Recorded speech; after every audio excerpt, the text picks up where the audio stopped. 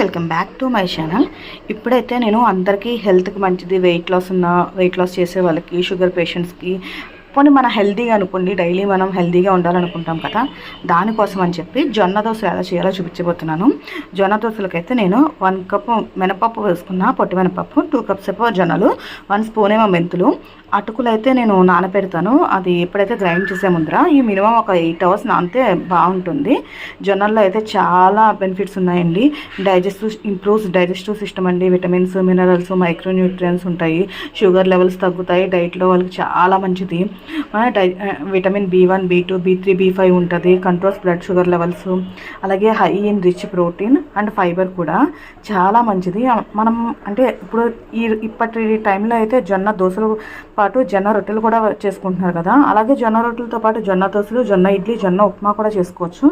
ఎప్పుడు ఒకే టైప్ చేసుకోవాలంటే మనకు కూడా తినబుద్ధి కాదు కదా, దానికోసం అని చెప్పి వెయిట్ లాస్ వాళ్ళకైతే చాలా బెనిఫిట్స్ ఉన్నాయి. ఇప్పుడు వెయిట్ లాస్ అయినా లేకపోయినా ఆరోగ్యానికి మంచిదంటే మనం మంచిగానే తింటాం కదా, ఏదైనా మంచిగా తీసుకుంటాం కదా.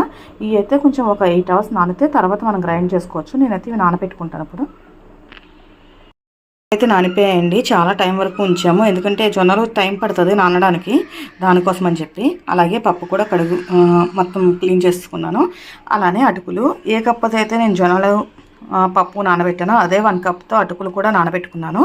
ఇప్పుడు ఈ 3 కలిపి నేను గ్రైండర్లో గ్రైండ్ చేస్తున్నాను.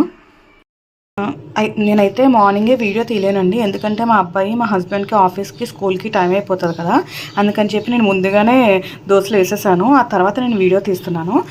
ఎందుకంటే నేను ఆల్రెడీ ఫస్ట్ తీసింది పర్ఫెక్ట్ అవుతుంది కదా, ఆ తర్వాత సాల్ట్ కలిపినప్పుడు అది వీడియో ఏం తీయలేదు. సాల్ట్ అనేది కలుపుకొని చిన్న బౌల్లోకి అయితే తీసుకున్నాను, గిన్నెలోకి. వాళ్ళకైతే అయిపోయింది. ఇప్పుడు వీడియో అయితే చూపిస్తాను. ముందుగా అయితే ప్యాన్ పెట్టుకున్నాను, వేడెక్కిన తర్వాత మనం వేసేసుకుందాం దోశలు.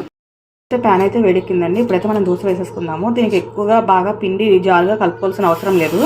ఒక గరిటె వేసుకుంటే మొత్తం ఇలా రౌండ్గా వేసేసుకుందాము.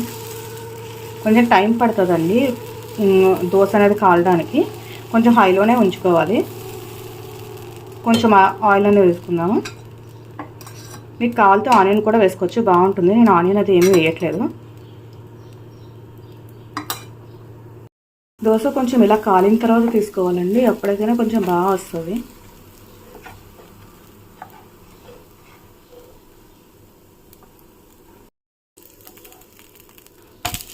చూసారు కదండి ఎంత బాగుందో.